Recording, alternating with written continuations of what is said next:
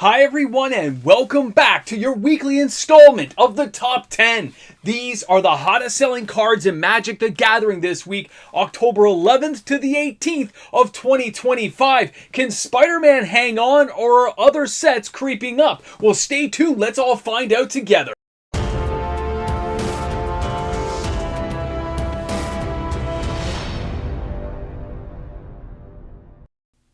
Hey guys, welcome back. I'm mtgnews. I'm here to host your top 10. These are the hottest selling cards in Magic the Gathering. Of course, before we start today's video, let's not forget that if you're shopping on TCG Player, and you can just click my affiliate link that's found in the description of all my videos, do your shopping, this channel gets a 3.5% kickback on anything you buy. Alright guys, let's go ahead and take a look at our number 10 card. We are diving into Bloomborough, and we're coming back with the Patchwork Banner. That's right, this card's not done, it's still ready to have a good time. It takes the number 10 position with 489 sales. That's $2,410.77 of sales action. This card has not been on the top 10 for a long time now, weeks and weeks and weeks, and here we have it coming back on. It has an average price of $4.93. The market is $5.21. When we look at the card, let's not forget this is a 3 casting cost mana rock.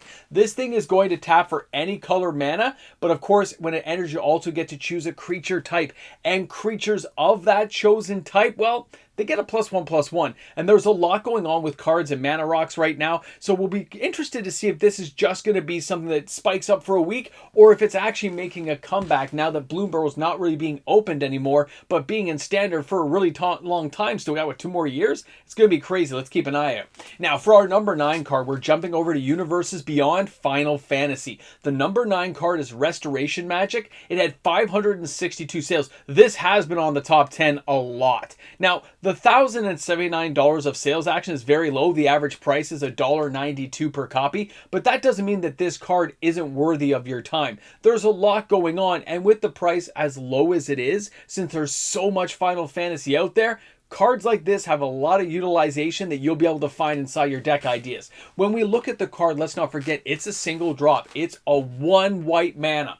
When this thing comes in, it's an instant, and you get to choose the tiered, right? Or you can pay for additional effects. And I love that one. The one for 4. 1 white and 3 other permanents you control gain hexproof and indestructible at the end of turn, and you gain 6 life. Of course, there are other versions that are available, target permanent gains hexproof and indestructible, and you gain 3 life, or you can pay 0, just give your stuff, hexproof and indestructible, whatever your mana allows. An amazing card.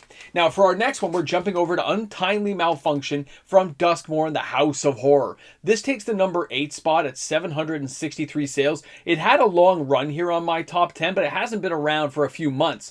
$3,815 of total sales action. The average price is at $5. That's actually pretty high from where this card's high peaks have been. It's pretty respectable, and that's because this card offers a multitude of effects that you just can't ignore, and it's all for under $10 a copy. We also know that House of Horror is not being regularly opened anymore, so when we look at the Untimely Malfunction, for 1 red and 1 other, you are going to get this amazing instant card that says choose 1. You get to destroy an artifact, you get to change the target of a spell or ability with a single target, or 1 or 2 target creatures can't block this turn. So you can do the early effect, the late effect, whatever stage of your game you're at. Maybe you don't want creatures to block. Maybe you got to destroy a single artifact. And of course, this is going to find a home in so many commander decks, it's just making your head spin. So keep an eye on this card. Its long-term value is still going to be a lot higher than people expect. Now, our next card is Cryogen Relic, coming to us from Edge of Eternities. This is the workhorse of this set release. 814 sales, $203.50. This is not a big money item, but it is found in so many decks. It's on so many deck lists that you just can't ignore the playability. It's a 25-cent card. This is not a big ticket item. It's not going to break the bank, but it is going to be the card that lets you get to the game effects you're trying to get to late to mid-game. There's crazy stuff that can be done with this card when you're using, I'm not even going to talk about the standard decks I've seen, because I can't wait till the synthesizer's gone, but when you look at this thing for the 2 blue, 1 blue and 1 other, this thing comes into play, you get to go and draw a card. That's already an amazing effect, right? Okay, then you can sacrifice it. Put a stun counter on a target tapped creature that's already smashed you, and then you draw another card. Not to mention there are ways of just sacrificing this artifact, and then when you sacrifice it, you get to draw a card because it left play. Guys, so much going on with this, you got to remember it. Now, for our next card, it is the Soul Stone. This thing everyone thought was going to tank in price. That has not been the case. It takes the number 6 position with 857 sales, or $65,971.86 of total sales action.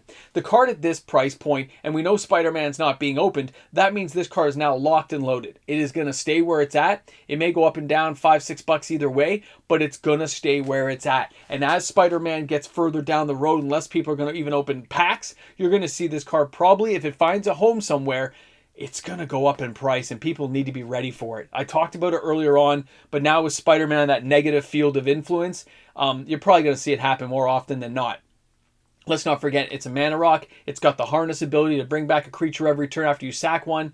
It is an insane card when it goes off, and it's hard to get rid of. People have to plan for it and exile this thing to make it stop, or find a way to unsummon it at least. Guys, a crazy card.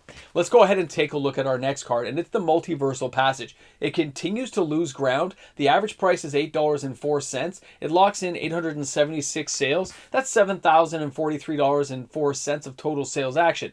This card, as it's lost value, the sales have still been pretty consistent, which means players want the card and they're grateful that it's falling in price. Buying playsets of 4 over and over again tell you that a market average of $8 is pretty respectable for this card, because it's going to slowly dry up. It's not going to be available forever if people keep buying copies when you know the set's not being opened. Now, let's not forget, when you're looking at the Multiversal Passage, this is one of those lands that's always going to help you out, because as the land enters, you choose a basic land type. Then you can pay 2 life, and if you don't, it comes into play tapped. So you can have it tapped or untapped based on the circumstance, and the land is of the chosen type you said when it came into play. Unfortunately, it's not fetchable. Yeah, it's a little bit worse than a shock land in some cases, but it still has a home. Guys, let's go ahead and take a look. We've got the next card coming up, which is the Lady Octopus Inspired Inventor. This card is one of those ones I paid attention to during the pre-order season. 934 sales. It's no longer a $20 card. It costs less than $1,000 to buy these copies, because this card is really cheap right now. But that doesn't mean cards like this can't make a rebound, so always be aware. If you're thinking about this card and you think it has a home later, you might want to buy copies for $1.15 and just get it out of the way. 4 copies for $4. Just look and see if your local store has it, because cards like this do have a way of coming around. It's a single casting cost legendary creature, which means it's going to tick off a lot of boxes. Whenever you draw your first and second cards each turn, put an Ingenuity counter on Lady Octopus. You may cast an artifact spell from your hand with mana value less than or equal to the Ingenuity counters. So look at all the ones like Cryogen Relic, look at the big artifacts that are coming into play, and look at the fact we're going to see more artifacts because of what we've seen lately. This card's going to get it, guys. Pay attention. Now, our next card is the Chameleon, Master of Disguise, Spider-Man Universes Beyond. This card comes in and takes the number 3 spot this week, and it costs next to nothing, okay? It had 1,147 sales. That's only $355.57 of sales action. When we look at what the card actually is at the price point at, it seems pretty good, right? It's 31 cents is the average. It's no longer a $2 or $3 card. Players are buying it, though. They are seeing that there is a market for the card. It does have playability factors when you're looking at your standard deck construction. And, I mean, well, hold on. Let's just take a closer look at the card. So when we see Chameleon, you see a 4 casting cost master, who, he's going to imitate things. Obviously, he's a Master of Disguise, legendary creature, and it's got human, shapeshifter, villain. You may have Chameleon enter as a copy of a creature you control, except his name is Chameleon, Master of Disguise. He also has the Mayhem ability. You may cast this card from your graveyard for 2 if you discarded it this turn. Timing rules still apply. Guys, an amazing card.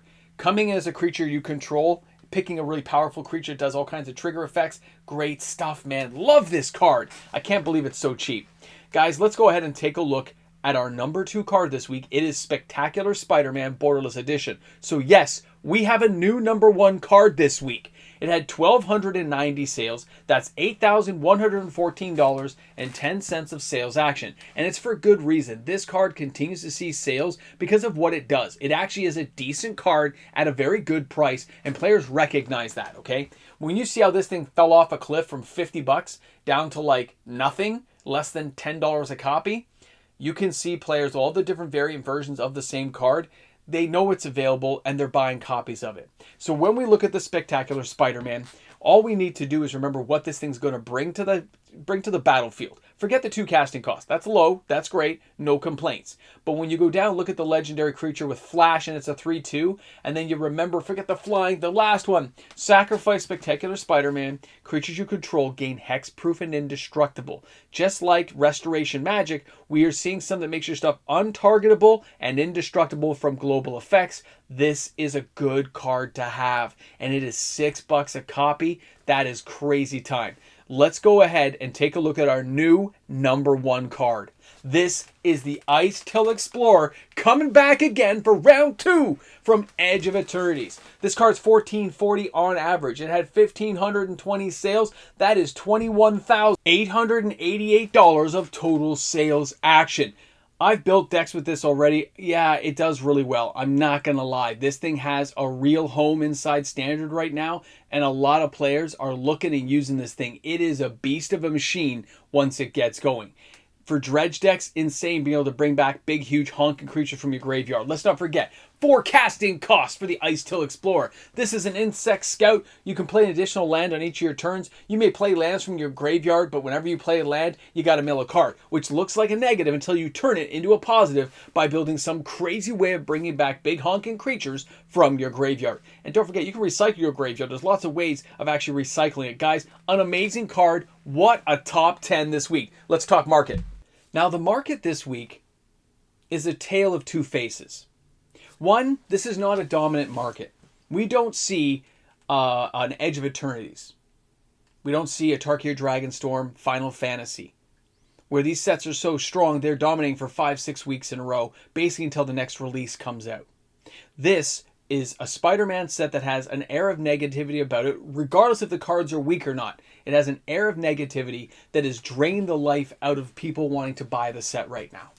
It's also left room for people to consider buying cards they may have wanted from previous sets, and now they're going out and doing so. Because their money's not being tied up in new products, they say, I've got $20, I'll buy the Untimely Malfunction, I'll pick up a Patchwork Banner. They'll fill out their sets that they're looking for in other ways. We also have the fact that the sales are so low. Because Spider-Man's not a big enough set to carry itself, we don't have people buying 5, 6, 7,000 copies of stuff right now. We've got movement of like less than 2,000 this week, which is really low. It is very interesting to see the market this low, which reminds me, don't forget, tomorrow is my top 10 reserve list video, and you might be interested to see where some money did get spent. Guys, thanks again for hanging out. Thanks for being here for today's video. Drop those comments in the comment section. What are you buying? What are you picking up? And I look forward to seeing those comments, so hey, put them down there. I'll see you guys tomorrow for another video. Crazy market today. A big shout out and thank you to the fantastic patrons I have supporting me each and every day on this channel. If it wasn't for those patrons, I wouldn't be here talking to you right now. I'll be doing something else. Maybe some other like Mick job or something. Who knows? But it wouldn't be here. So thanks again for supporting my channel. I'll be back tomorrow. Weak! This market is weak. It is not doing well. And that's because Spider-Man's just not carrying the day. The same thing happened with the March of the Machines Aftermath. It was the exact same situation. As soon as I saw the trail off, you knew how this market was going to end up. Now, the next thing that's going to happen, you're going to see other cards resurge next week's video and the week after that. And then you get into the spoiler season that's going to lead us to Avatar. There'll be all kinds of crazy sales because things will spike in the secondary market related, like lesson spells and stuff will start being, integrating themselves into where the set could be, which will surge up some sales. Then we start getting the spoiler season for Avatar, and then we'll see how things really play out. We'll see if the spoiler season turns things around and gives a positive spin on the upcoming set, and then Wizards can stop panicking and wondering what's going to happen. Guys, crazy times. Anyway, this ramble and jamble is now over. It's done, son! I'm chilling like a villain. Ah.